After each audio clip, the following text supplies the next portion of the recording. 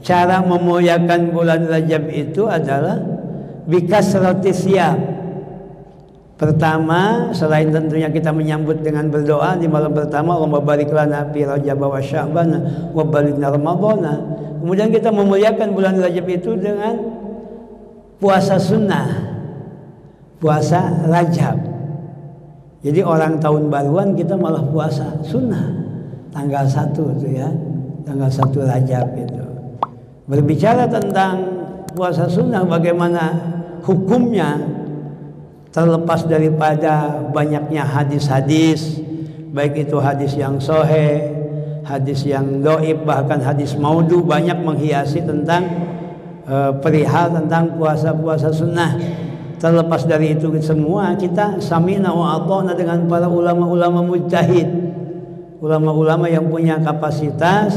Mereka meriset Al-Quran dan Al-Hadis, bagaimana mereka kemudian memberikan fatwa, mengeluarkan hukum tentang puasa sunat Rajab.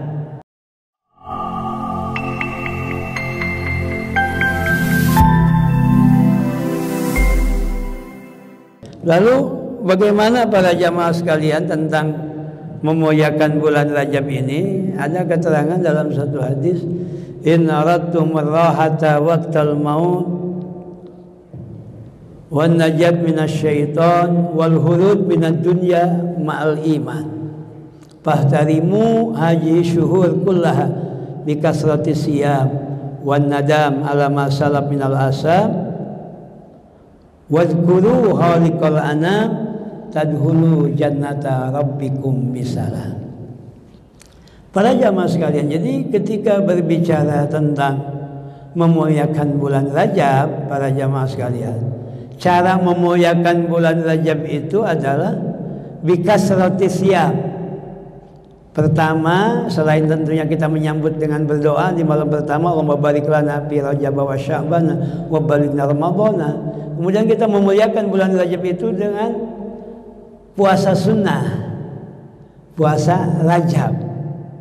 Jadi orang tahun baruan kita malah puasa sunnah tanggal 1 itu ya, tanggal 1 Rajab itu. Berbicara tentang puasa sunnah, bagaimana hukumnya, terlepas daripada banyaknya hadis-hadis, baik itu hadis yang sahih, hadis yang dhaif, bahkan hadis maudhu, banyak menghiasi tentang perihal tentang puasa-puasa sunnah. Terlepas dari itu semua, kita sami'na wa ata'na dengan para ulama-ulama mujtahid, ulama-ulama yang punya kapasitas. Mereka meriset Al-Quran dan Al-Hadis, bagaimana mereka kemudian memberikan fatwa, mengeluarkan hukum tentang puasa sunat Rajab. Bagaimana para ulama-ulama mujtahid? Ternyata ulama mujtahid yang 4, Imam Hanafi, Imam Maliki, Imam Syafi'i, Imam Hambali, sepakat tentang kesunahan puasa Rajab.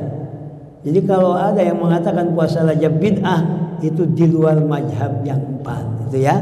Jadi di kitab-kitab mereka, kitab-kitab ulama mujtahid yang 4 ini mensunnahkan puasa Rajab, bahkan membolehkan puasa sebulan penuh, ya, membolehkan puasa sebulan penuh. Karena Nabi juga pernah puasa Rajab sebulan penuh. Nabi juga pernah bulan Rajab tidak berpuasa sama sekali. Jadi 4 mazhab ini membolehkan kita puasa sebulan penuh. Hanya Imam Ahmad bin Hambal memerintahkan untuk menyelang dengan membatalkan 1 hari. Imam Ahmad bin Hambal saja.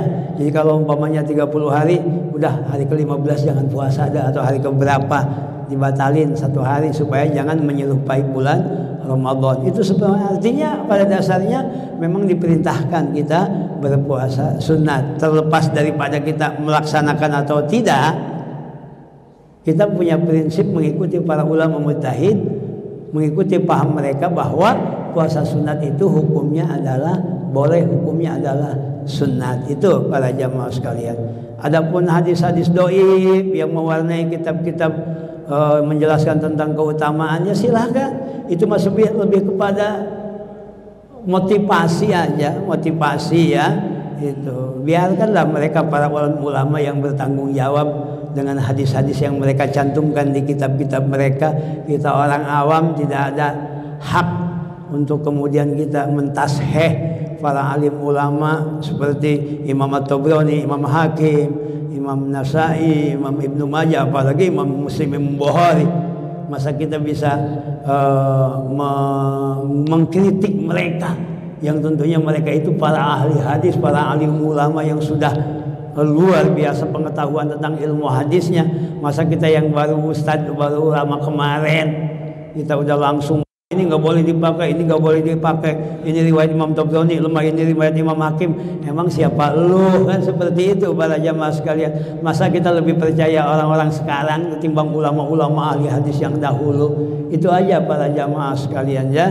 Jadi kita ikuti aja sebagai motivasi. Umpamanya ada yang mengatakan bahwa nanti di hari kiamat semua orang akan merasa kehausan terkecuali orang yang berpuasa di bulan Rajab. Ya itu kan motivasi supaya kita mau puasa Rajab, ya kan? Karena bulan Rajab itu termasuk Ashhurul Hurum, bulan-bulan haram. Sebaik-baiknya puasa sunat sebaik-baiknya puasa setelah Ramadan adalah berpuasa di bulan-bulan haram. Bulan haram diantaranya adalah bulan Rajab. Itu hadisnya sahih dan disepakati para jamaah sekalian. Tuh, itu cara memuliakan bulan Rajab dengan banyak berpuasa sunat. Boleh silakan. Ada yang 3 hari, ada yang 1 hari.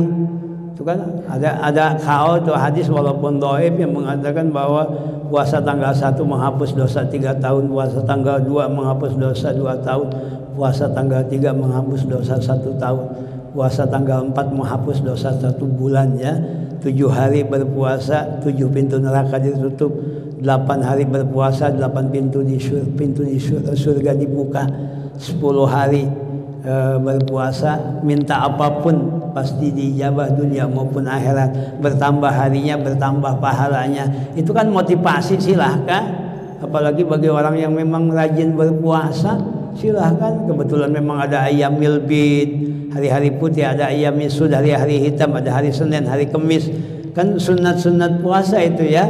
Ada tanggal 27 Rajab, Isra dan Mi'rajnya Kanjeng Nabi Muhammad sallallahu alaihi wasallam. Kan itu, jadi silahkan. Bagi yang biasa berpuasa silahkan berpuasa. Kalaupun tidak, ya nggak apa-apa nggak berpuasa. Jangan membid'ahkan puasa Rajab, itu aja. Kalau memang tidak mau berpuasa Rajab, itu cara memuliakan bulan Rajab. Bikasratis ya.